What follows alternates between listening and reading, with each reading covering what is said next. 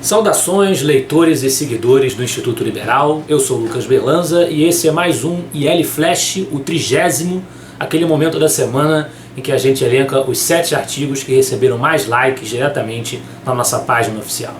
E hoje, nessa 30ª semana de Flash, em 7º lugar, nós temos um artigo de minha autoria com o título Porte de Armas e Impeachment. Boas notícias da Câmara? Nesse emaranhado de péssimas notícias que os brasileiros têm recebido diante da crise econômica, moral e política que o país vivencia, a gente tenta buscar focos de esperança, focos de boas notícias. E no momento em que esse artigo foi escrito, pareceu a este autor que vos fala que havia 2 frentes positivas acontecendo na Câmara dos Deputados, por incrível que pareça.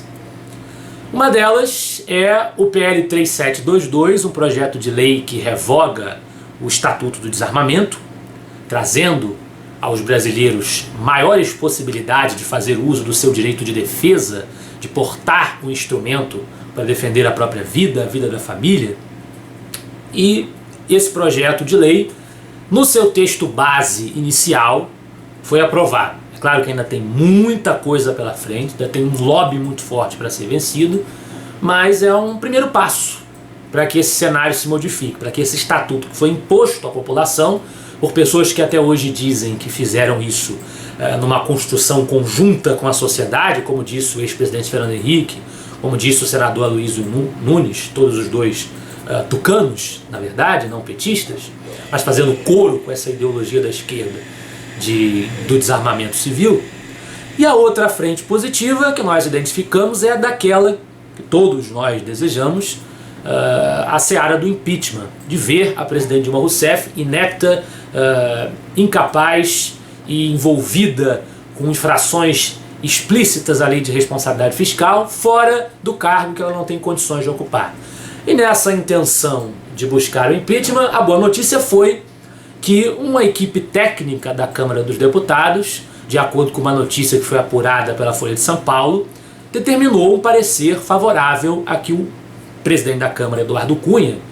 sancione, leve adiante o pedido de impeachment. E também, nessa toada, a oposição parlamentar, a oposição partidária, impôs a ele o ultimato até o dia 15 de novembro para que ele se pronuncie sobre esse pedido do Hélio Bicudo, do Miguel Reale, esse pedido atualizado pelas oposições com infrações cometidas ainda no ano de 2015. É claro que aconteceram algumas coisas depois disso. A gente vê que o processo na Comissão de Ética da Câmara contra o Cunha começou, as negociações de que o Cunha é acusado de fazer parte, nada indica que elas terminaram, então a gente não sabe como é que essa história vai terminar. Mas esses dados foram algo para estimular aqueles que sabem que o impeachment é uma via necessária para que o país recupere a sua mínima sanidade. Em 6º lugar, nosso colaborador Jefferson Viana traz o seu texto 10 indicações de leitura de liberais brasileiros, parte 1.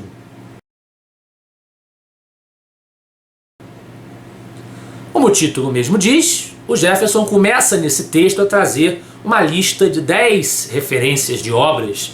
que falam sobre o pensamento liberal, e aí estão incluídos pensadores como Roberto Campos e Miguel Reale.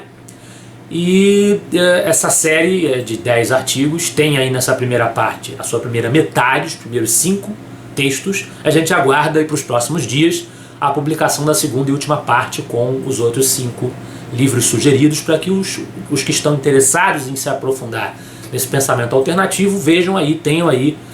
referências para enriquecer as suas bibliotecas. Em 5º lugar, do João César de Mello, nosso colaborador de sempre também, nosso colunista fixo, por que o PSDB é melhor do que o PT? O João César de Mello, como quem o acompanha sabe muito bem, é um libertário, então é natural que ele tenha aí um espírito precavido, hostil diante dos partidos políticos, diante do mundo político, do mundo do Estado, e ainda mais em se tratando de 2 partidos que são assumidamente de esquerda, com matizes diferentes, mas assumidamente de esquerda. Então, evidentemente que o artigo do João César de Mello, como fica muito claro no texto, não é uma apologia ao PSDB. É um reconhecimento da realidade, como ele diz, aqueles que se encontram na situação de querer escolher entre o demônio e o Satanás, aqueles que têm que fazer uma opção entre o menos ruim, não tem uma opção que estimule, que seja positiva, ele estabelece ali as nítidas diferenças entre o PSDB e o PT. Ainda há quem ache que são exatamente a mesma coisa, mas o João César de Mello defende, e nós pessoalmente concordamos, que não são iguais, que são partidos que têm distinções e que têm realizações diferentes, e mais do que isso, que não contam com o mesmo tipo de militância ideológica robusta na sociedade, o que faz com que aquele que tem menos dessa militância, né, seja menos nocivo ou mais facilmente combatido nas suas impropriedades. Em quarto lugar, do meu xará, Lucas Gandolfi, O Assassino Che Guevara, Retrato de um Covarde. É um artigo que, como o próprio título já diz, destrincha a personalidade e a trajetória dessa figura que a esquerda adora endeusar, Ernesto Che Guevara, líder das guerrilhas comunistas na América Latina, que era uma figura absolutamente desprezível, com a moralidade mais mesquinha, mais repulsiva possível, um assassino frio, que não tinha dó nem misericórdia de ninguém. No entanto, é endeusado por aí, por muita gente tida por intelectual, por sábia, simplesmente muitas vezes por ser artista, né? Como um herói, como uma grande figura da liberdade na América Latina, quando na realidade a sua causa era a causa da escravidão. Em terceiro lugar, de minha autoria, Quando o Povo Reage aos Terroristas do MST.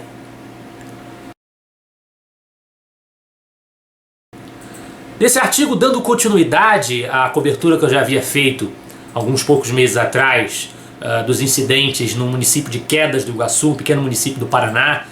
que tem como coração econômico uma empresa madeireira chamada Araupel, e aí a gente tem estado em contato com a equipe da Araupel, tem obtido informações dos fatos que vem acontecendo por lá. Esse movimento dos trabalhadores sem terra, nosso velho conhecido, desrespeitador natural dos direitos de propriedade, vem invadindo, saqueando, depredando, criando um clima de insegurança na população e degradando o meio ambiente de que se dizem tão ardorosos defensores.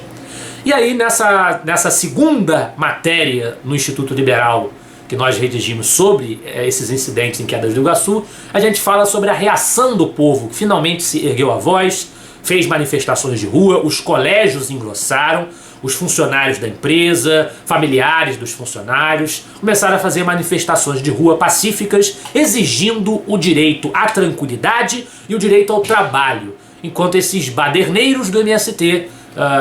parecem gozar de prerrogativas para invadirem e fazerem a bagunça que eles desejarem com o que não é deles. Em segundo lugar, também de minha autoria,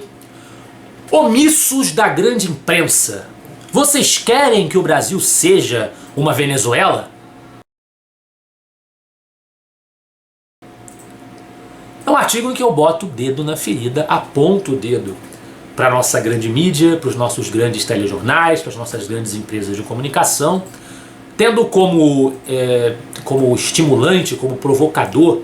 do debate, o incidente que aconteceu em Brasília, onde há o acampamento do Movimento Brasil Livre e de outros movimentos populares pedindo o impeachment da presidente Dilma, estão acampados em frente ao Congresso,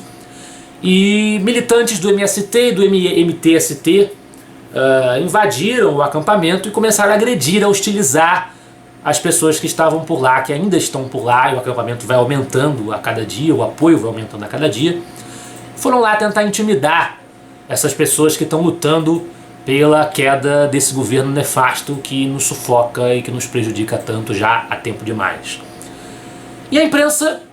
se trata disso, se menciona, porque em boa parte não falou, é como se não tivesse existido, trata de maneira porca, biltre, e muitas vezes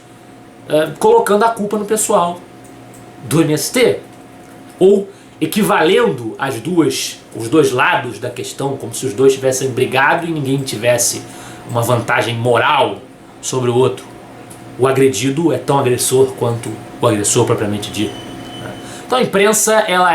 seja por pressões econômicas que recebe por ter um modelo de sustentação baseado no Estado, em boa medida, nas verbas estatais, nos anúncios, seja por simpatia ideológica dos jornalistas, vem cumprindo um papel terrível, um papel imundo para a manutenção desse sistema que prevalece no Brasil hoje. Então, é para não deixar que esses barões da imprensa, que esses jornalistas deixem de ter os dedos apontados na sua direção como culpados que são pelas coisas terem chegado a esse ponto. E se piorarem, se for possível que nós cheguemos a uma situação pior de autoritarismo no país, com viés de esquerda,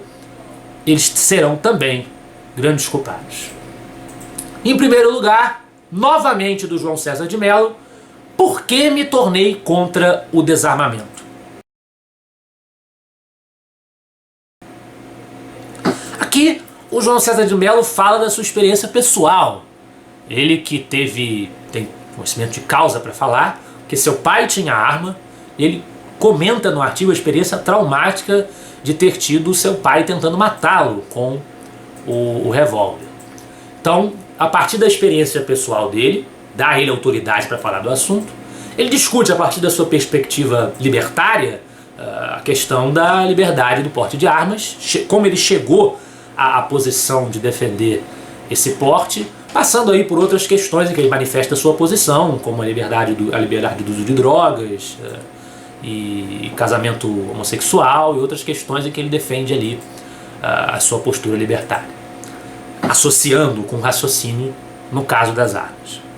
Esse foi o nosso Flash de hoje. Eu espero que vocês gostem dos nossos artigos da semana. Se vocês estiverem acessando aí esse nosso 30º Flash no nosso canal de vídeos no YouTube, a relação dos links vai estar disponível aqui embaixo. Se vocês estiverem acessando a nossa fanpage no Facebook, a relação vai estar disponível aqui em cima. Semana que vem estaremos de volta com o nosso 31º programa, porque para nós, você é a parte mais importante da sociedade. Até a próxima.